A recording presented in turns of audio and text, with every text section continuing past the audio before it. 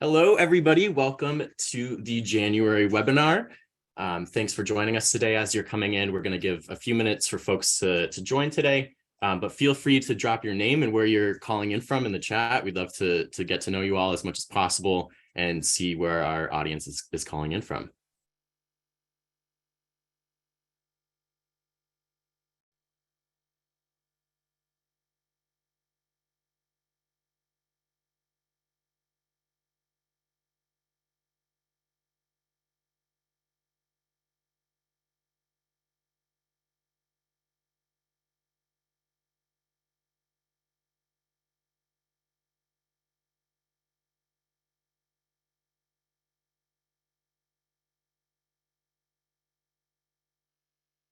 Awesome. So far, we have people from literally everywhere, all over the country. That's amazing. No duplicates yet either, which is impressive. Got Idaho, Missouri, Wisconsin, Florida, Tennessee. As more folks are joining, again, just a big welcome to this month's webinar, National Mentoring Month, celebrating your efforts in January and beyond. While we're just giving a couple more minutes for folks to join, feel free to drop your name and where you're calling from in the chat.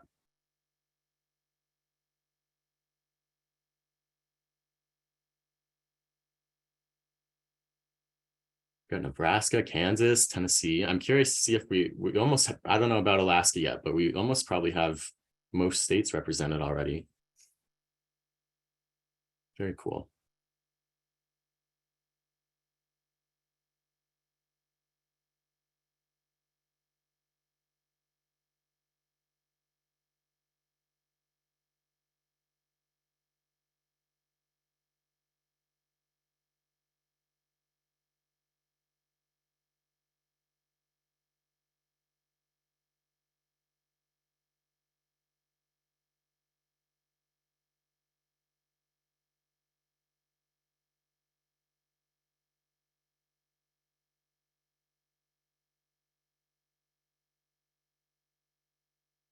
All right, so I'm thinking that we'll get started. Again, for those who have just joined, welcome to this month's webinar, National Mentoring Month, celebrating your efforts in January and beyond. Thank you all so much for being here. I'm super excited for this one. It'll just be a nice moment, a nice kind of day to take a moment for some gratitude and reflection, and super excited for the panel today. So continue to drop any thoughts that you have in the chat, where you're from, and things like that. But I think we'll get started.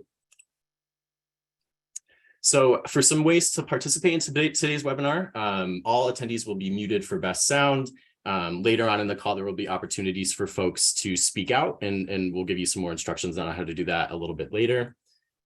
Please type in questions in the Q&A panel, so that will appear at the bottom of your screen, and then type any comments or thoughts in the chat box. Live captions available in the panel by clicking on the CC button at the bottom of the screen. We'll have a couple polls that I'll get to in just a second. And again, continue to introduce yourself, talk with each other. Really want to build this out to be as community oriented as possible. So like I said, we do want to get to know you all. So we have a couple polls just to see where everybody's experience level is. So in a second, you should see a poll launch on your screens asking you, what is your experience level in the mentoring field? And if you could just take a second to answer that so we can get a sense.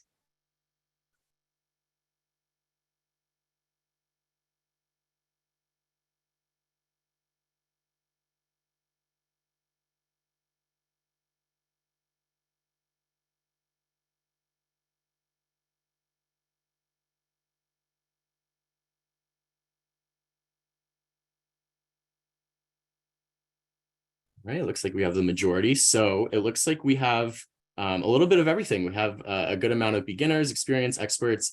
Everybody's welcome, and we're happy to have everybody here. And I think, again, this is a discussion that will be really great to hear from everybody.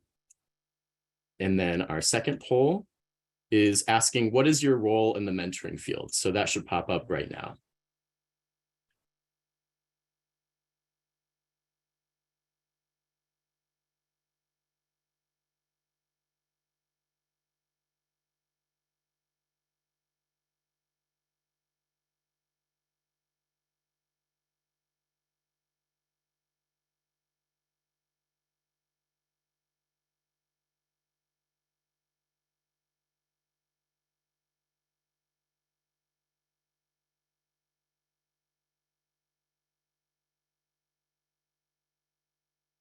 Awesome. Thanks for participating in that poll as well. It looks like we're mostly mentoring program staff and practitioners. So it'll be cool to hear from varying perspectives in that regard. So I'll close out the poll. So just as a reminder, things that are good to know, we will send an email out with the recording and with the slides and any other resources that we talk about afterwards, about a week from now, so that you have those available to you. And then please help us out by answering survey questions at the end of the webinar. Well, maybe I won't spoil the surprise yet, but I will say that there is a surprise related to filling out that survey that we'll get to in a little bit. So for today's webinar, first, again, we're going over the introduction. I'll introduce the panelists in just a moment. Then we'll have about 5 minutes for a community reflection activity, something that is very individual to everybody in this call. We'll do a brief overview of what National Mentoring Month is and its history, how it was founded. And then we'll get into the panel discussion with our amazing panelists today. There will be a little bit of time for Q&A to follow up on anything that the panelists have said. Again, feel free to drop any questions that you have in that Q&A feature at the bottom of your screen. And then we want to hear from you. We want to hear from folks in the room, folks a part of this community, about successes that you've had last year, in the past year, challenges, things that good, fun stories about your mentors or mentees. So feel free to start thinking about those. And again, we'll provide some more context and structure towards the end. And then closing out with some final resources at the end. I also forgot that I introduced myself at last webinar, but for folks who didn't make last month's webinar, I'm Jake Sullivan. I'll be the new manager of the webinar series. I joined the Mentor National team about 2 months ago as training delivery manager. Super excited to be here. I've kind of intersected with Mentor in a few ways in the past as well, running an LGBTQ mentoring program that's based in Massachusetts. And so I used to watch these webinars as a part of that. And so it's really cool to be on this side of things with you all and get to kind of see behind the scenes, behind the curtain sort of thing. So yeah, that's me. Very briefly, just goals and objectives for today. Again, it's going to be a pretty casual webinar, but we do want to learn how other mentoring practitioners are celebrating National Mentoring Month, explore ways to continue this work year-round, and celebrate ourselves and reflect through community shareouts. And now for the best part, I will start introducing our panelists, starting with Dudney Silla. Dudney serves as the Director of Partnerships and Innovation, overseeing and supporting special projects, including Mentor's work on informal mentoring, education, and guide on the intersections of mentoring and masculinity. Previously, Dudney worked as a design consultant for the Office of Human Capital, Diversity Programs at Boston Public Schools, and as a program manager at Jobs for the Future. Dudney holds a bachelor's in sociology and a master's in education from the University of Washington. Next, we have Emma Rush. Emma joined Mentor Virginia through the AmeriCorps VISTA program. She previously volunteered at the Shenandoah Valley Discovery Museum and her former elementary school as a summer camp / school assistant.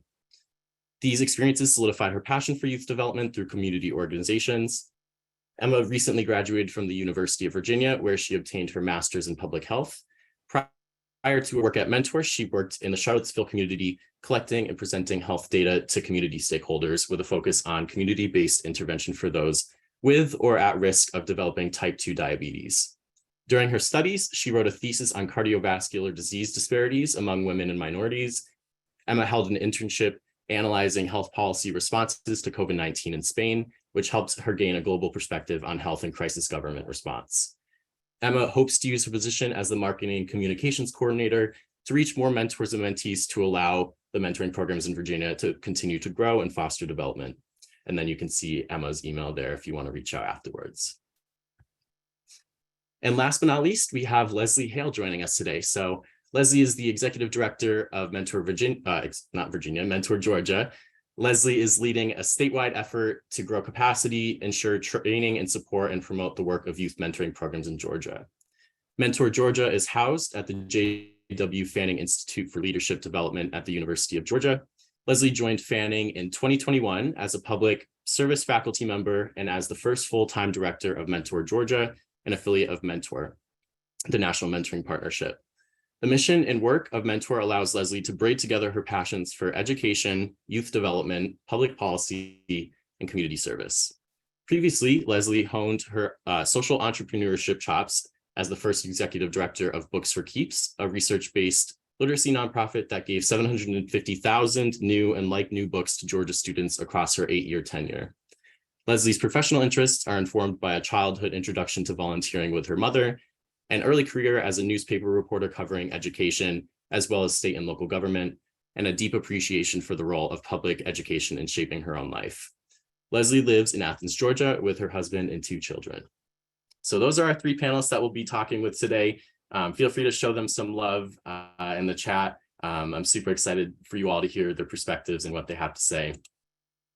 But before that, again, to kind of ground us in the vibe and in the thought process of today's webinar, this is something that we'll all be doing individually. We'll take the next few minutes to do together. So feel free, if you have a pen and paper or your notes app. I personally love the notes app on my phone. That's where everything in my life lives.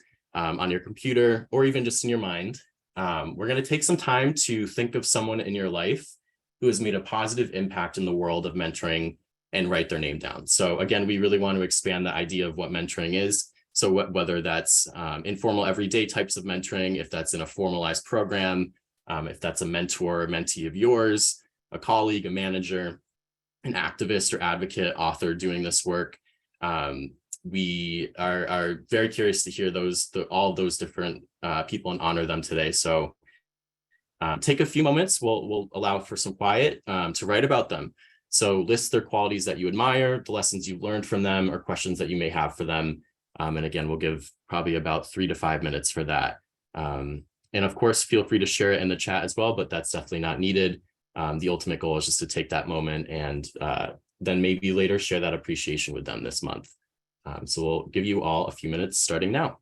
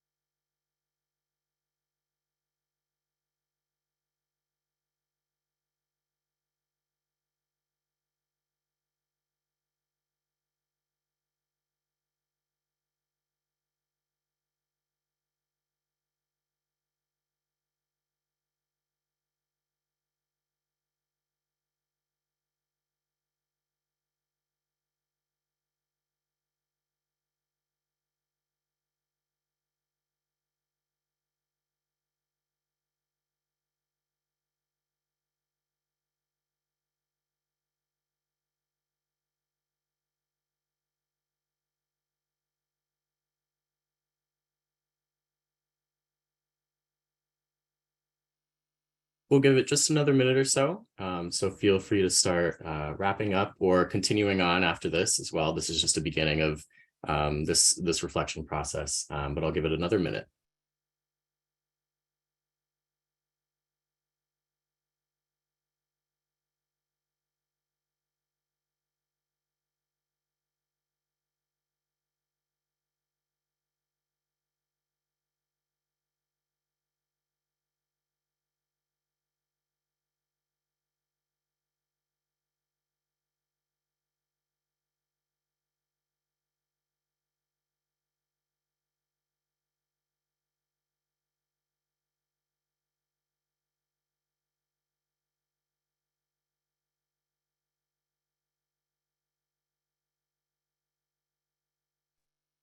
All right, awesome. Thank you all for participating in that. And again, feel free to drop it in the chat if you'd like. We'd love to hear more about the folks that have made a solid impact in your life. I think this is just a nice kind of moment to take for ourselves and for others, because as I'm sure all of you know, January can be a very hectic month for us all. So just wanted to take a few minutes to slow down and feel some gratitude. And again, continue to think about this or share this with folks afterwards. But again, thank you all for participating in that. Very briefly, I'll go over National Mentoring Month and what it is, and then pass it over to the panelists. National Mentoring Month was launched in 2002 by Mentor and the Harvard TH School of Public Health, with the goals of raising awareness of mentoring in its various forms, recruiting individuals to mentor, especially in programs that have waiting lists of young people, and promoting the rapid growth of mentoring by recruiting organizations to engage their constituents in mentoring. And this National Mentoring Month has been supported by presidents and then a long list of other influential figures, from Maya Angelou to Bill Russell, Quincy Jones, Usher, which is really cool. I didn't know that one, Clint Eastwood, and so on. So a lot of folks are really invested in this month. And again, we thank you all for also being invested in this. And so I'll pass it over to the panelists in case any of you wanted to add to this definition of National Mentoring Month or had any other things that you think are important for folks to know about this month. That was great, Jake. It's just such a great month to, celebrate relationships, those who are there for you, those that you may have been able to mentor, peers that supported you. So it's all amazing. And, obviously a mentor, we have so much going on from the National Mentoring Summit where folks can attend in person or virtually, a lot being posted on social media. So definitely check us out, Instagram, LinkedIn, and participating in just the excitement and celebration of mentoring relationships. So we're excited to celebrate with you all this month. Great, thanks, Dudney. And so again, just as a reminder, you can leave any questions that you have in that bottom chat bar feature using the Q&A button. And now it's time for me to stop talking and for us all to listen to who we're here to listen from today with the panel discussion. So I will stop sharing the screen and move this over here. And so if our panelists could start by just sharing what you've been doing to celebrate National Mentoring Month, and maybe we'll get started with Leslie, if you could share that. Great, thanks. Hi, everyone. It is wonderful to be here with you today. Mentor Georgia is the newest affiliate officially, for now, at least, because there are more coming online. But we're the newest affiliate to the National Mentoring Partnership. And I've been in my role for about 1.5 years, still really growing this and finding our footing as an affiliate and learning, what we do well and what our network here in Georgia needs from us, because I do have the privilege of covering 165 counties around the state. And so coming into this month, knowing that it was going to be really crazed with the National Mentoring Summit and some other things going on professionally, I wanted to take a moment to sort of reintroduce some people to who is behind Mentor Georgia, give an opportunity to reflect on why Mentor Georgia is needed in our state. And so our advisory board, which has been growing over the past year, engaged in producing why mentor statements, sort of their why statement, why mentoring, why they're part of the Mentor Georgia network, why they're on the advisory board, why this movement is important to them, so that we could spotlight them on our social media and in our newsletter and really show who is behind the work of Mentor Georgia, as well as give them really an excuse to share with their networks too why they're engaging in this. Because, you know, when you have a month that's focused on the movement, it is a great excuse to get people to really push it out to their networks. And what better way, what easier way for us to do that than giving our advisory board members kind of a ready-made way for them to share with their networks on LinkedIn, on Facebook, hey, this is something that I'm part of, and you should be as well. We also produced a one-page fact sheet for programs in Georgia that they were really saying that they needed in the past year to be able to share with funders, with their community, about why mentoring is really important. Something that they could personalize on Canva, actually add their logo to the top of, that has a little bit of branding from Mentor Georgia at the bottom, but trying to give them some more tools as well, so that they can really communicate to the community and to their networks why they need people to be engaged in the work they're doing. So trying to find some new ways to support our network and just give them more tools as well this month.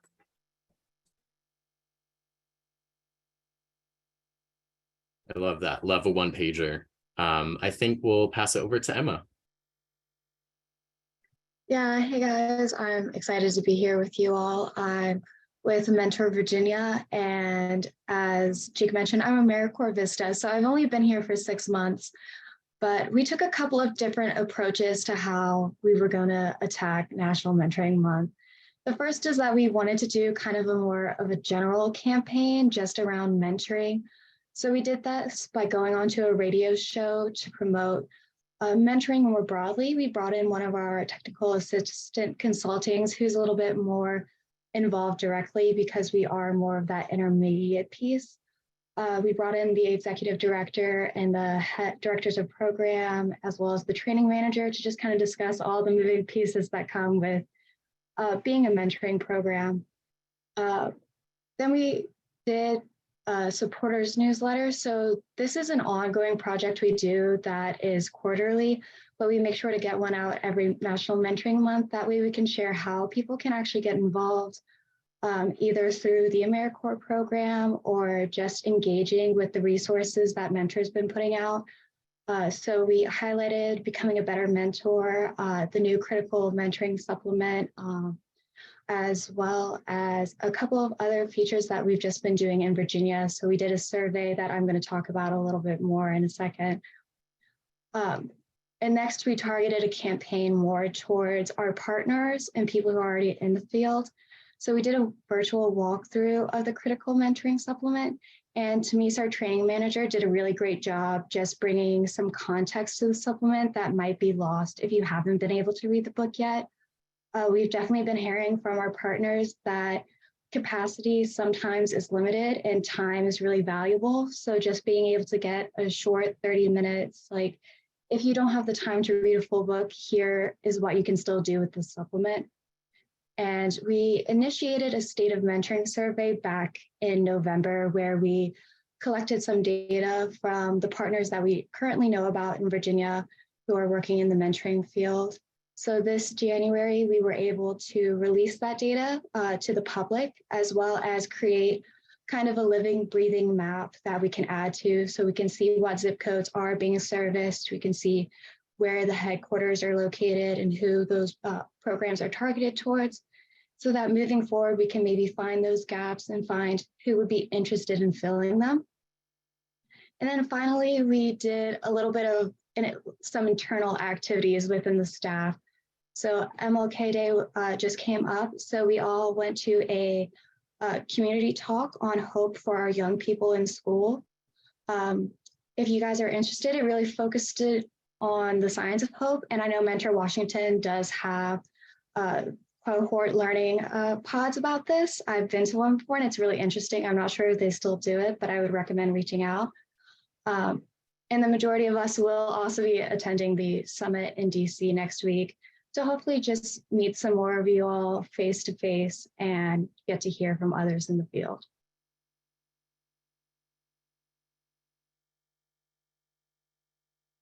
Awesome. And we'll pass it over to you, Dudney. Yeah, just to hop in and build off of those great shares. One of the things that to reiterate that I'm really excited about is, the upcoming National Mentoring Summit. It's really such a great opportunity for networking, learning from experts from across the field and different aspects of what's going on in the mentoring movement. And it's also exciting that, we'll be able to offer it both in person and virtually this year as well. And so to be able to participate as part of the virtual team is really exciting and such a great way to close out National Mentoring Month this year. I'm also, I also really enjoy this year of really reflecting on, the range of resources, that come out across the network. And Mentor National, we've worked hard on many over the past couple of years, resources like Becoming a Better Mentor or the mentoring mindset and how that can support creating relationship-centered cultures. And this is a great month to really do some reflection on how to take small tips there and bring not only to our work professionally, or if we're in formal mentoring relationships, but thinking about how to incorporate those in our everyday lives.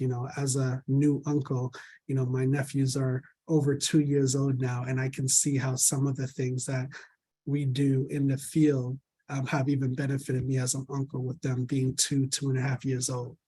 Seeing some of that come to fruition. I've intentionally tried to apply some of the tips from Becoming a Better Mentor and some of the resources from the field. And it's been exciting to kind of see it in my personal life as well. So it's such a great month, both professionally to celebrate, but also to bring some of that into personal relationships too.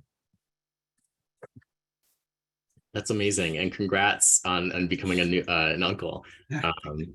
And so that's actually a perfect kind of transition and segue to what the next question was going to be, in expanding this idea of celebration and honoring program staff, mentors, mentees, whoever is involved in the mentoring world. I was wondering if we can maybe start again, maybe back with Emma. What advice do you have for other program staff, mentors, et cetera, who want to find ways to celebrate mentoring throughout the year? So how do we expand our efforts? And again, it sounds like all of the work that you're doing is not limited to just January, but wondering if you could speak to what advice you have to expand this movement and this energy throughout the year. Yeah, so we actually have a community of practice group where we get everyone who is community-based together once a month to discuss different topics. And so I was very fortunate to be able to ask the people who are actually doing the work out in the programs what they've been doing. So I'm going to share some of the things they mentioned with you all. One of them is just being visible in the community as much as possible, sharing information and stories about mentoring and the value of it as widely as possible. So that could be through local TV, writing op-eds, being a part of community resource fairs, inviting community members into your program's mentoring spaces. This could be a part of the celebration, but I do know one program that just kind of does an open house so that anyone who wants to see what the program is looking like can see what it really is like, hands-on, no pressure. Partnering with other mentoring programs in your region to host a recruitment fair. So Alexandria Mentoring Partnership recently did this. We hosted this, something similar to this around back to school time, where we got the school-based programs in our region together so that people who are interested in volunteering but might seem a little unsure of where they would fit in can kind of just get a lay of the landscape all at once. And then featuring different matches from your programs each month and sharing their story. Storytelling, I feel like, will definitely come up a lot throughout this discussion because it is such a big part of the mentoring field. And then letting your program youth lead the social media campaigns as well, and having a little bit of a takeover. What we're doing is trying to amplify youth voices. So definitely getting them to be a part of your narrative and have that hands-on experience is great, not just for their experience, but also to represent what you're doing.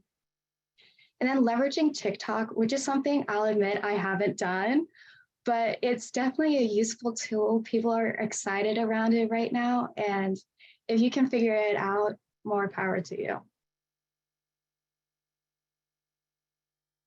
I love that. I love TikTok. I definitely don't need another reason to go on it, but I think that's a great idea to utilize it. And we'll pass it over to Dudley. Yeah, other advice I have for program staff, mentors, especially given the work that you all do within your community, within your organizations, is maybe think about experiencing some things together as a group. You know, I like to think about the benefits of having like a personal board of directors. And so as a group of mentors, as a group of staff member, you know, coming together and thinking about maybe doing a review, you know, of your policies. How can we make these more youth-centered, more relationship-centered, maybe give our young people more space to inform, you know, how we operate. Maybe come together as a group of staff and do a volunteering event together for another organization to see how other organizations of your local communities approach relationships and approach supporting young people. And then I love the encouragement, you know, from Emma around sharing your own story, coming together and talking about, you know, the stories of what you've done as an organization, but how you've also experienced the benefit of mentoring in your own life from mentors, as a mentor yourself, or through peer support. I think sometimes what can make a month like this fun and productive is being able to celebrate in community and celebrating with each other. So if you can think of some group activities to do in addition to what you might do individually, I think that could be a great way to approach this month. Great, thanks, Dudley. And then pass it over to Leslie. Yeah, I don't know that I have too much to add because these are a lot of fantastic suggestions. I 100% agree with the importance and the power of stories, and you know, programs sharing their own stories, but us sharing each other's stories, and being able to lift up what's happening in the next community over, or in the case of affiliates, being able to really highlight the work that programs are doing. I met someone yesterday who is leading career exploration and dual enrollment programs in a high school in Georgia. And he shared just some really important stats from their program. He's not super connected into the work that Mentor Georgia is doing, but I'm going to be connecting with him soon to build a little bit of a case study for, you know, the ways that his program and his high school are setting the bar and setting an example of what other programs can do, because they are bringing in mentors to support the career exploration and the post-secondary planning of their students. So finding ways to not only lift those stories up, but to also, I think, bring other people into the movement by saying, hey, you're doing really important work. You're already out there in the community doing amazing things, and using that as kind of almost a stepping stone to building a relationship with those folks, but also pushing other people that are doing the work to think differently about how they can be engaging, I think are some opportunities that we have. But yeah, really wonderful suggestions shared so far. Great. Yeah, I love the theme of connecting with community as a core part of all of this celebration, and kind of bringing it all back to the personal. Excuse me, I'm wondering what mentoring relationships in your lives inspire the work that you all do. Who are the folks in your lives that maybe you were writing about or thinking about in that earlier activity? And we can start with Dudley for this one. Yeah, I think, you know, especially during this month and around this time of year, I find that I've been reflecting a lot on my father. You know, I grew up here in Boston, Massachusetts, but I immigrated to Boston with my mother when I was really young.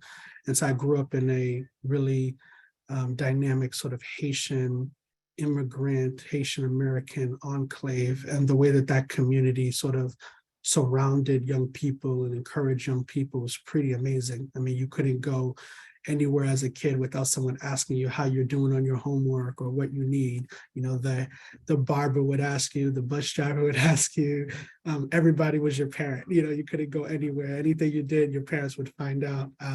And so it was really special, just community, to see how, you know, families, extended families and neighbors show up for each other to provide mentoring. And so much of what has shaped my own life, career, education, and even the work I do to this day actually go back to things that I saw and learned, you know, in that community.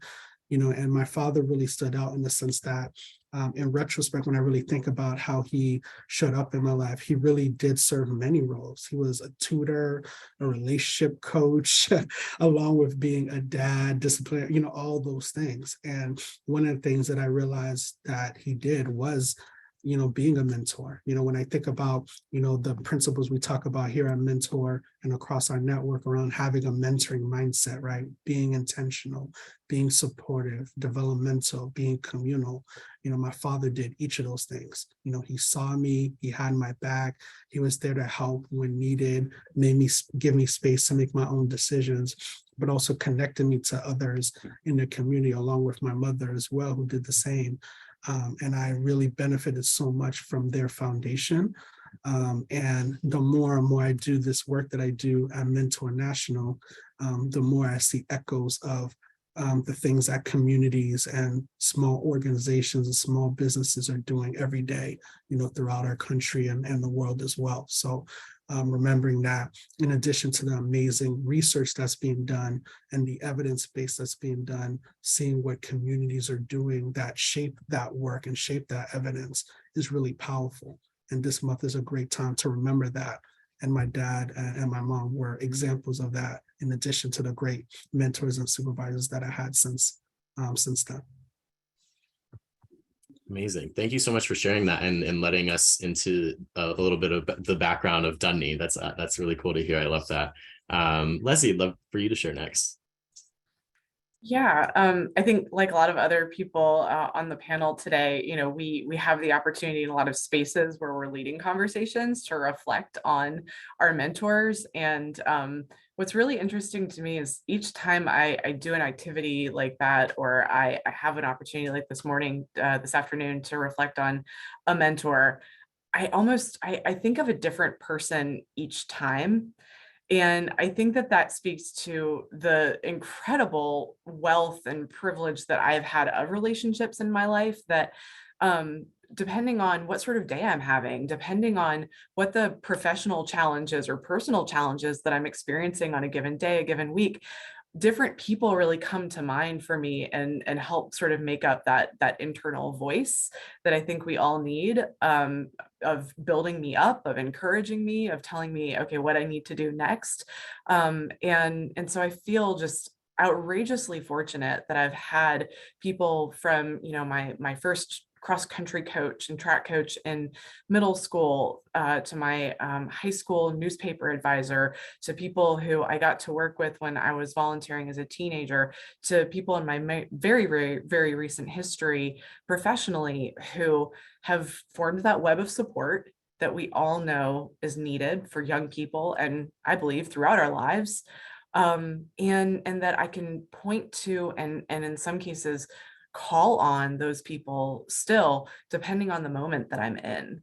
And it's knowing that I've had that and how fortunate I am to have had that. And also knowing how many young people's networks have not necessarily gone away, but become disconnected, have sort of dried up in a lot of cases in the past few years, and how much more intentional it means we need to be about rebuilding those connections and those relationships for them, but also for ourselves. And that's something that keeps me thirsty and passionate about this work. Great. And Emma? Yeah, Leslie has a great point. I've definitely answered this question with a different person before, but today I was reflecting back to kind of where it all started, like my first mentor. So that was actually my grandmother. So the way I grew up was in a little bit of a strange dynamic where both my parents had to work a lot. So I spent 4 days a week with my grandparents. And so she was never really in great health, but she was always that person who wanted to be doing something for someone else, and seeing that in someone, and not that anyone else in my life was particularly selfish, but seeing that selflessness in such a genuine way, I think made me have a more positive outlook on life and in people that sometimes I feel like can get lost when, you just watch a little bit too much of the news.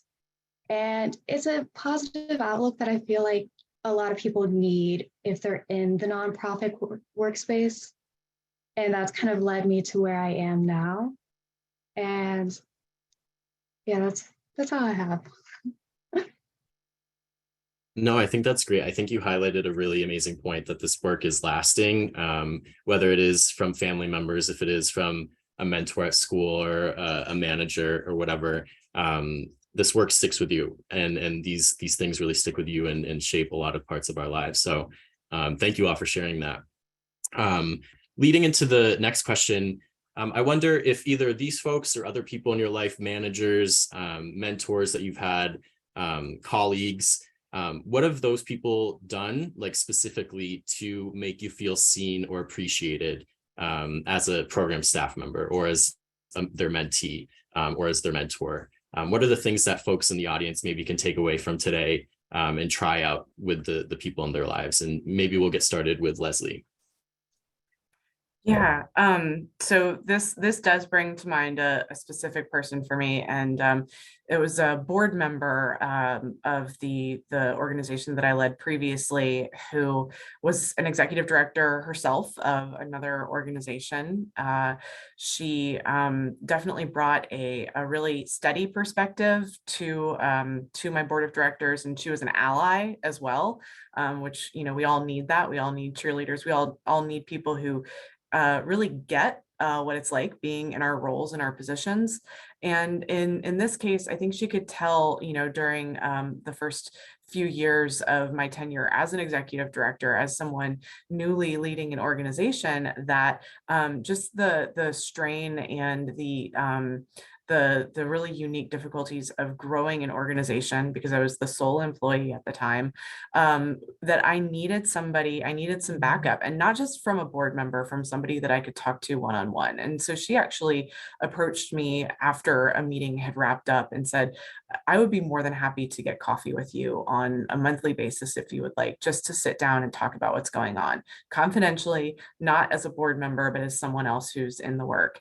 And I needed that. I needed someone who really approached me and said, I have time for you.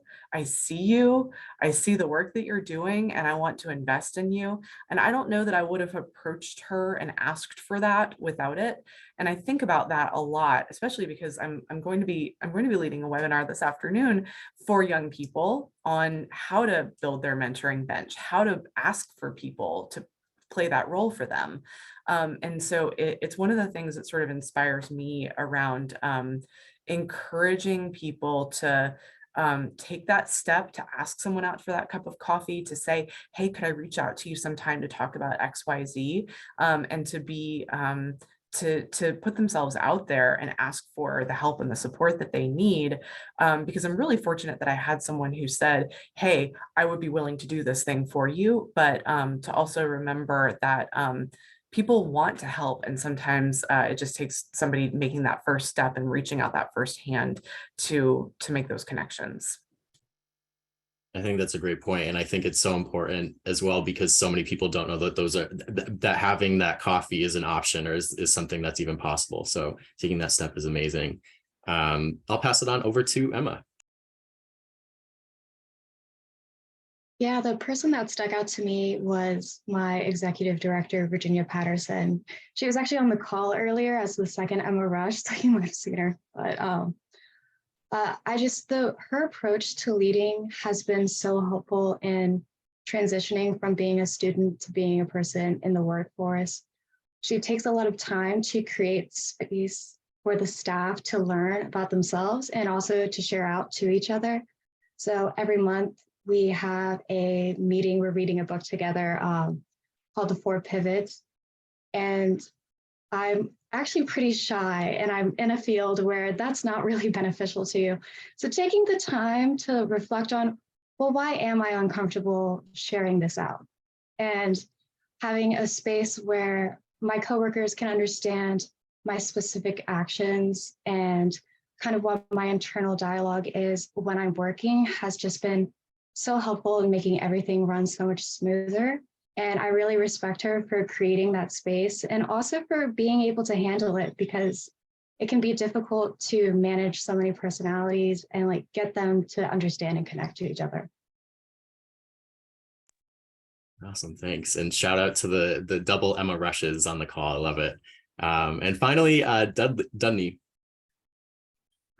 Yeah, both of those inputs were so amazing, Emma, Leslie.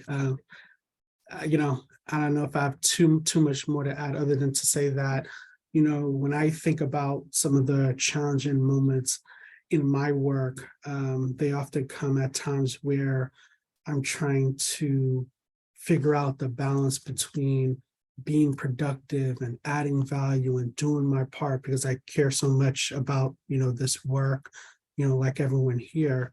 But also sometimes I can come against challenges around wellness and burnout and just the things that might happen through just grinding through, you know. Thank you, Leslie and Emma, for sharing your stories, right? And the mentors that I've had, I've been lucky to have some really select amazing teachers and supervisors, including, you know, in my time, a mentor from Elizabeth Santiago to Charlene Alexander, Tim Wills, along with my colleagues who really do a good job. I think a lot of great relationships are an intersection of celebration and accountability, right? Where there's high expectations because people believe in the value that you give, but people also want to support you.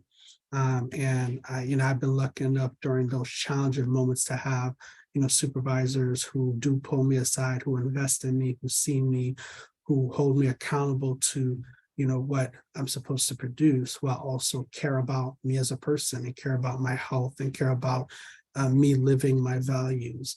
And they somehow find the balance with those things to allow it to not be this sort of false choice between being productive and giving back and being healthy and whole and all the things that you also want to be. And so, you know, I think about them a lot and folks like that a lot who really showed up to support me holistically.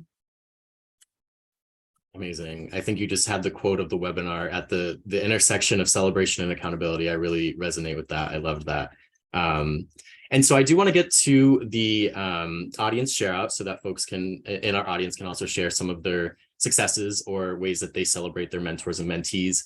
But I do have one final question for the panelists. It's kind of a two-part. If you could all name one thing that you're excited about for this coming year in regarding to mentoring, and then one thing that you might think is a little bit is going to be challenging in this coming year. And let's start with Leslie. Yeah, I'll start with the challenge first and end on a positive. The challenge that we're seeing and that I think we're going to be doing a lot of focus on with regard to training, probably some professional development at our Georgia Summit in the fall, is how to really recruit effectively and to re-engage volunteers post-pandemic, because I'm learning from so many mentoring programs and from other organizations that the volunteers that they had pre-pandemic have not necessarily come back in the same numbers. In some cases, really stellar volunteers that they had before the pandemic started didn't come back at all for a variety of reasons. And so re-engaging what is the case that we're making to volunteers. I think in terms of the benefits for them, the benefits to young people, why they're particularly needed now, and working around what some of the barriers continue to be to get volunteers in the door. I think that that's going to be one of the challenges that we're really going to be focused on as a movement, at least here in Georgia, and helping our programs get some problem solving in place for. And in terms of what I'm excited about, I think that there's so much opportunity. Unfortunately, some of it is in the really, really difficult circumstances that our young people and our families are facing around mental health and access to services, around re-engaging and feeling connected to our institutions, to schooling, to work. And those are really, really difficult things. But in that, I see incredible opportunity for us as a movement and as organizations to be part of the narrative, to shape the narrative, and to say, hey, we've known that these things were a problem for a long time. It's reaching crisis point right now. And while a lot of people are wringing their hands around how do we find workers, part of how we engage in long-term solutions around this is building mentoring opportunities for young people and building those intentionally. And I think that we just have a lot of really great opportunities to be part of those conversations right now with policymakers, with people on the ground, and at every point in between. Amazing, thank you. And Dundee. Yeah, well said. Yeah, so I was thinking similarly. I think the challenge is that recruitment and sustaining commitment, and how we can continue to demonstrate how important and valuable the work of mentoring is, and volunteerism, while also acknowledging the different challenges that folks may be having as to that. I think that was just well said there. So similarly, I think that that challenge presents also a great opportunity as well. And letting folks know that they can be a mentor, and that you don't have to be perfect or have all the answers, and that we're all in it together, and really helping to communicate and share that part of the story as well to support that effort. And then in terms of excitement, I'm really excited about a lot of the sort of systems-based work that happens throughout the mentoring field, and that we do at Mentor, relationship-centered schools, relationship-centered workplaces. I'm seeing more businesses and corporations showing up to collaborate with communities, across the country around mentoring efforts. Seeing more and more of that is really, really exciting, because it helps to remind us that mentoring is the one-on-one relationship, but it's also about community context and community health and us coming together. And so I'm really excited to see the relationship-centered schools and workplace work efforts continue as we move into the year. Awesome. And I think we kind of highlighted that a lot throughout the webinar in terms of that community piece and coming together.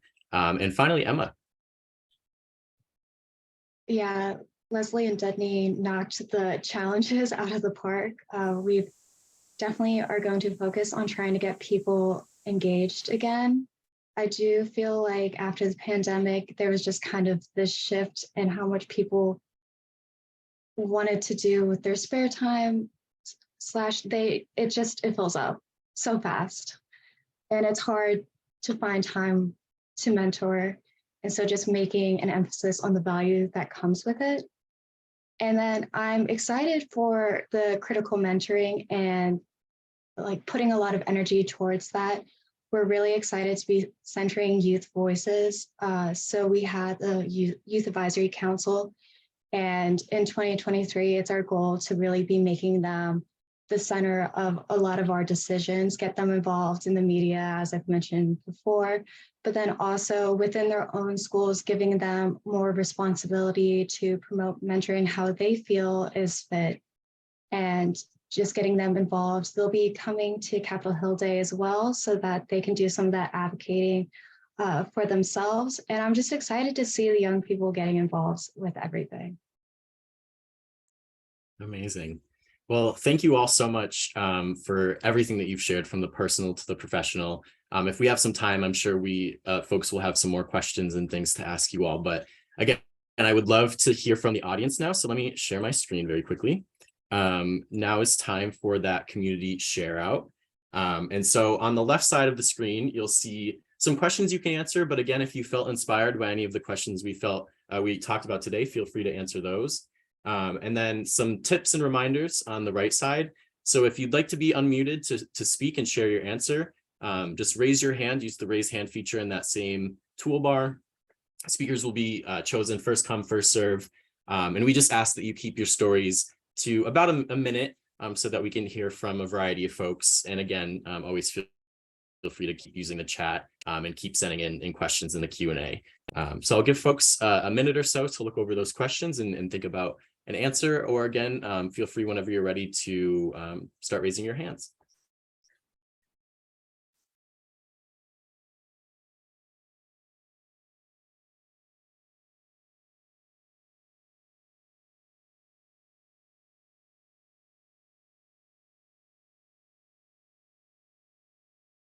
Awesome, already seeing some folks. So it looks like the first person, Mayasha, am I pronouncing that right? Allowed to talk, there we go. You should be able to unmute.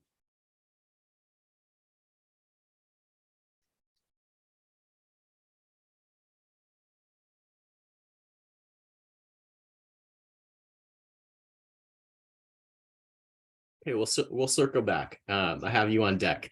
The next person that I'm seeing is Nicole. So allowing you to unmute now, you should be good to go. Hi, I'm Nicole, and I'm the mentoring program supervisor at Child Safe. And actually, we are celebrating National Mentoring Month for our mentors. We're actually having an appreciation dinner for them next week, which we used to do, and then obviously COVID happened, so we kind of strayed away, but this will be the first one that we're going to be doing since that, and so we're really excited. And it's for mentors only, not for the matches to bring their youth. But they can bring, it's a +1, so they can bring another adult. So we're really excited for that. That's awesome. Thanks so much for sharing, Nicole. Anybody else interested in talking about how they're celebrating National Mentoring Month, what they're excited about, or maybe a success that they had last year? So a nice moment with their mentor or mentee, or another colleague.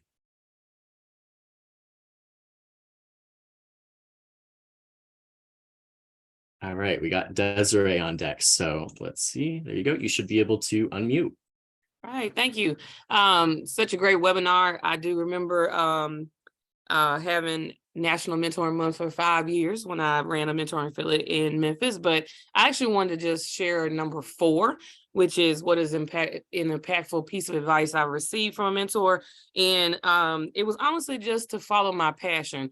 I've been in the mentoring space for over 20+ years, and I got into it working at a college and working with some young college students and getting them involved in the youth program in Memphis. And ever since that, I have decided to follow that advice from my mentor and follow my passion. I've been able to work and celebrate my passion work. So that's my advice for everybody on here. And not that I have to tell anybody, because this work is hard and you're in it mostly because of your passion work. So keep up the great work. Awesome. Thanks so much for that reminder, Desiree. It looks like the next person is Gwen. You should be able to unmute. Yes, hello. Hi. Awesome. Okay, so it's a great follow-up to Desiree because I am currently in Memphis. I work at St. Jude Children's Research Hospital. And one of the programs that I manage is a summer research immersion program for high school students. And they are mentored in the laboratory, receiving a very comprehensive lab experience during the summer. So one thing we like to do for those mentors that host these students, we have an event that's coming up next week where we are having tables in some of the major research buildings on campus. And it's an exposure event where we are thanking the mentors. What we're going to have are little goodies that they can come and grab from our table, and just, thanking them for the work that they have done, those that have been a part of the program. And also too, it's a recruiting event as well, because we're recruiting for mentors for this coming summer as well. But that is one of the ways that we like to celebrate our mentors. We brought the mentors and mentees from this past summer's program together at the beginning of January, just for a nice reception for them to reconnect. The students could tell the mentors how high school, their senior year was going, thanking them for recommendation letters, but just always having an ongoing effort, recognizing the efforts of these mentors who, in most cases, have a very, very busy research program that they are conducting, in addition to serving as mentors doing an 8-week summer program for us. Thanks so much for sharing. I think I Am a Mentor Day, National I Am a Mentor Day was last week. So if anybody missed it, feel free to put that on your calendars for next year, or just make every day I Am a Mentor Day and celebrate your mentors. Thanks so much for sharing the way that you do that, Gwen. Anybody else who would like to share a piece of advice, a challenge that they faced in implementing any of the program that we're talking about, or how you celebrate your mentors, mentees, or staff members?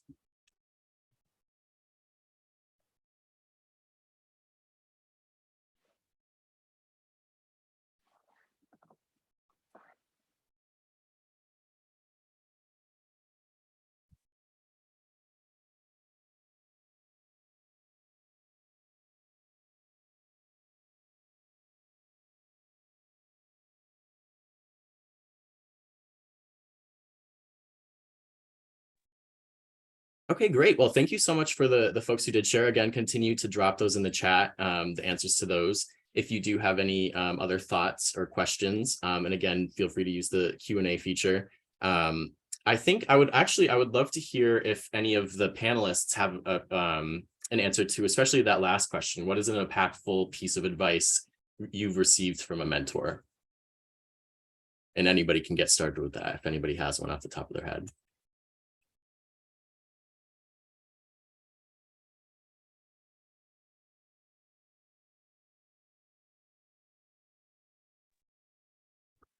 Yeah, it's hard to sometimes narrow it down to one piece of advice sometimes. I just think a lot about just how a lot of my mentors just went about their business, how they lived.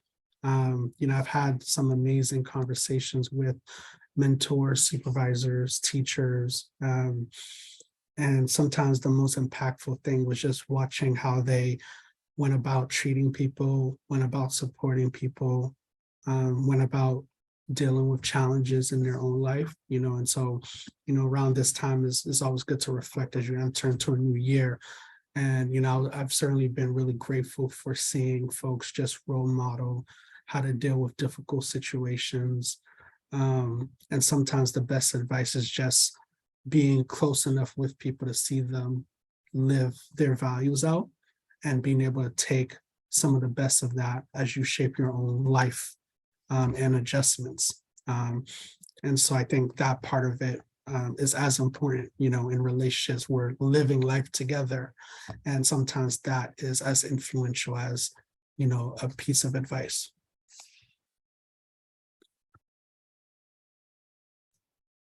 Yeah, I'm gonna take a thread from Dudney and also answer in terms of what's been really impactful for me from actually from that mentor that I shared earlier, one of my board members. I don't even remember any specific pieces of advice, but what I really remember is the questions that she asked me.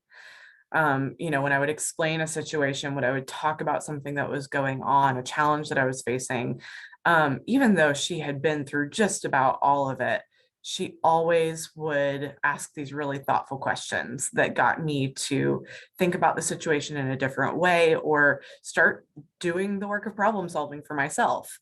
And when I started getting my training in elements of effective practice and how to prepare mentors to be effective in the work that they do, this the sharing of power, the asking of questions, and opening up paths for a mentee, opening up paths for the person that we are working with, rather than telling a person, here's what you need to be doing, here's what you should do. To me, that's one of the most powerful things that anyone can do, because you're giving someone the tools to be their own problem solver. And that's what really stands out for me, again, from this example of somebody that I worked with as a fully realized adult or full grown adult, but who was still just, I'm still figuring it out, right? We all are. And having those people who just ask those really thoughtful questions of us is something that we need in our lives, but young people do in particular.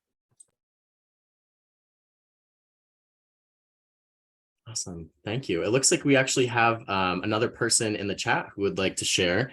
Leah, if I'm pronouncing that right, you should be able to unmute.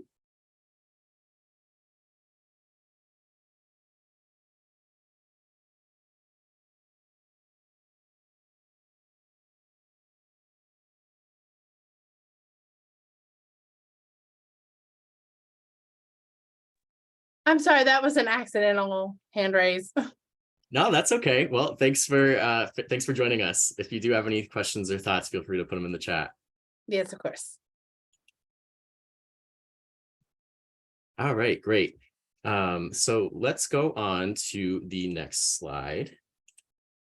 So the surprise that we were talking about earlier today is that we do have a raffle. And so the only thing that you need to do to be entered in that raffle, to receive a piece of mentor swag, there's a few different options of what you'll be sent. Please just complete the survey following the call. There are a couple additional questions just on there to get a sense of what you all would like to see in the future. It's really super helpful to learn what we can do better, what we can improve on with these webinars. So again, all you have to do is just fill out that survey and you'll be automatically entered in that raffle. Some additional resources, just so you know, for affiliates, they serve as a clearinghouse for training, resources, public awareness, and advocacy. You can find your local affiliate by going to www.mentoring.org/ourwork/our-affiliates. We have the Mentoring Connector, which is an amazing resource where you can recruit mentors by submitting your program to the Mentoring Connector. And finally, we have the National Mentoring Resource Center, which is sponsored by OJJDP. And that's where you can access evidence-based mentoring resources and to apply for no-cost training and technical assistance. Again, just as a reminder, we'll be sending out the recording and the slides after this, so be on the lookout for that in case you want to rewatch or find any further information on how to contact our panelists. We'd love for you to stay connected with us. So email us at collaborativewebinarseries@mentoring.org if you have any thoughts, questions, ideas. If you want to share anything that you thought of today, whether it was from the initial reflection activity or towards the end, we'd love to hear that. Tweet us with the hashtag mentoring webinar. Hopefully one day, taking a page from Emma's book, maybe we'll get on TikTok, but right now I think Twitter is the best way to use that hashtag. And finally, visit our webpage on the Mentor website for past and upcoming webinars. All of them will be posted there, including this one. And you can join us next month with our amazing, really exciting webinar called Leveraging Assets to Address Resource Gaps in Rural Mentoring. That'll be happening on February 16th, 2023 at 1 p.m. Eastern Time. We'd love to see you there. And thanks all again for joining us today, for being in community and for the work you do. And hope you have a great rest of your day, and hope to see you in DC virtually or in person if you're going to the summit next week. Take care, everybody.